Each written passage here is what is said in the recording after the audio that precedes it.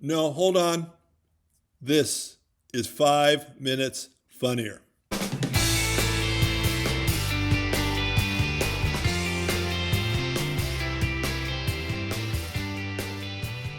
am your host, Jimmy England.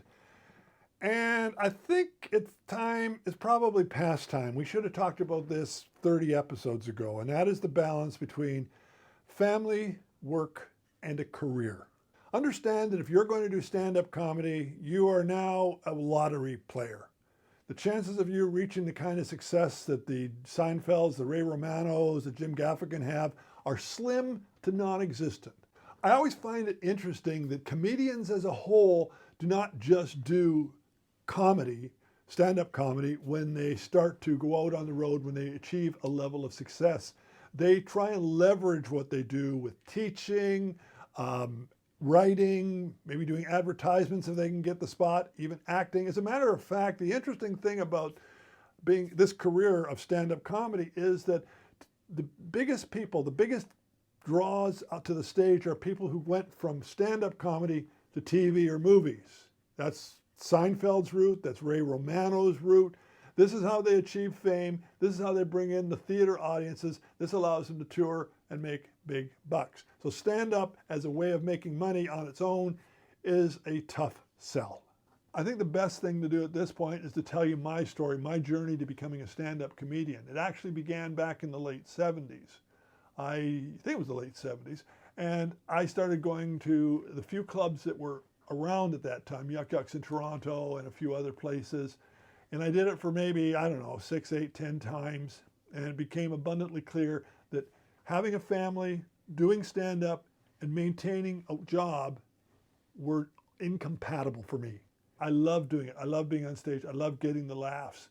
But it was too hard, and I couldn't do that to my family. And that's something to consider if you're going to pursue stand-up comedy with a goal to doing it full-time. You need to have buy-in from your family or whoever you're in a significant relationship with. This is not just you who's doing it, it's somebody else as well. I made my choice years ago. I'm not telling you you have to make the same choice, but you have to understand what is happening. I have seen people in committed relationships, in marriages, and I've watched them break down because the comedy just became more important than the family. Then there's the matter of security.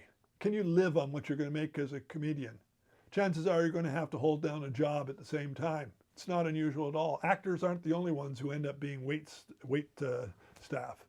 A lot of comedians end up doing that as well. I've known comedians that changed jobs just because they had to do a gig somewhere else that didn't work out.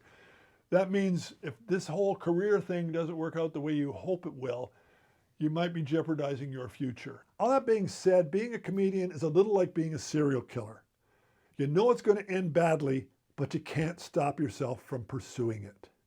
For myself, it was something that gnawed at me for years and years.